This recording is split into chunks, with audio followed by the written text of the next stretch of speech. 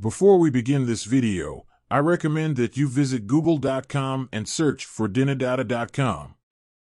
This website is a great resource for the latest updates on Dinar Guru news, all conveniently located on one page.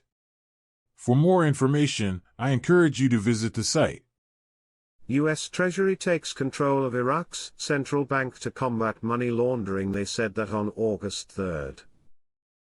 It's confirming the U.S. Treasury Department has taken permanent headquarters in the Central Bank of Iraq building.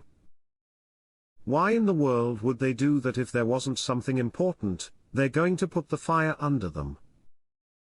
Quote, the central bank was forced to allocate. Those are pretty heavy words. Powerful. Saleh was talking about raising the value of the currency. He talked about it for 45 minutes. Frank, these are the people we want to listen to. They're the ones that Sudani is sending out to them. Every day seems to be filled with monetary reform education to you Iraqi citizens. Don't you love it? Because this is what is supposed to be happening right now. They are preparing you for what they're going to give you, what they promised you. You are so close to receiving everything that they were talking to you about. We surely are not in the same position we have been in past years. This is definitely a different place than we have ever been. Our best is yet to come. Trade discusses the mechanism for Iraq's accession to the World Trade Points Federation. Quote, the Private Sector Development Department discussed with the Departments of Foreign Economic Relations and Administrative and Financial Affairs at the Ministry of Trade, the mechanism for Iraq's accession to the Federal Union of World Trade Points, the legal procedures for joining, and the benefits that the Iraqi sectors will obtain. Question: what are you looking for next? I'm looking for Sudani to come out and show the Iraqi citizens their new currency, their lower notes in whatever fashion that he'll take. The United States Treasury has a flaw at the central bank, a whole one. They're not going away. The smuggling of hard currency is about to get a rude awakening. That cash cow people were sapping into that was in the billions of dollars auctions, looks like it's going to be going away as we know it. All that is going to dry up fast. Exciting things have happened, but I'm not allowed to say what. People are expecting something soon. Night the 18th of August. Get ready. Question: I feel the RV will happen perhaps in a few months rather than years. Do you anticipate the exchange rate will be close to the same no matter which bank or exchange entity? The rate is the rate. If a bank charges a percentage to exchange, that's on the bank. You're going to have to shop. Nobody knows, there's no way to know what banks will charge to exchange, but I'm pretty sure they'll be competitive. Seems like there's some good news and some so not good. I have the feeling we aren't close, by a long shot.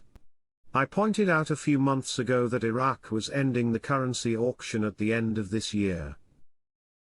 Nothing is going to happen with the dinar until after that, and they begin to diversify their economy. Question: how long do you think the U.S. Treasury will be in Iraq? Are they staying to see the finish? Yes. The U.S. Energy Information Administration announced on Sunday that Iraq's oil exports to the United States of America increased during the past week. The administration said in a schedule seen by Shafaq news agency, the average U.S. imports of crude oil during the past week from 9 major countries amounted to 5.623 million barrels per day, an increase of 1.425 million barrels per day from the previous week, which amounted to 4.198 million barrels per day. She added that Iraq's oil exports to America amounted to 194,000 barrels per day last week, an increase of 51,000 barrels per day from the previous week, which amounted to 143,000 barrels per day. The administration indicated that the largest oil revenues for America during the past week came from Canada at a rate of 3.765 million barrels per day, followed by Mexico at an average of 714,000 barrels per day, followed by Brazil at an average of 428,000 barrels per day, from Saudi Arabia, at an average of 183,000 barrels per day, and from Ecuador at an average of 137,000 barrels per day. According to the table, the amount of U.S. imports of crude oil from Nigeria was at a rate of 109,000 barrels per day, from Colombia at a rate of 71,000 barrels per day, and from Libya at a rate of 2,000 barrels per day. State of Law member Saad al-Mutalibi explained today, Sunday, that the trial of Noor Zuhair will reveal major figures involved in the deal of the century. Al-Mutalibi said in a statement to Al-Maluma agency, "The word of the Iraqi judiciary is the only one that will decide the case of the accused Noor Zuhair, as it is the competent authority," noting that the trial will expose major figures who were involved in the theft and are the first responsible for the theft of the century.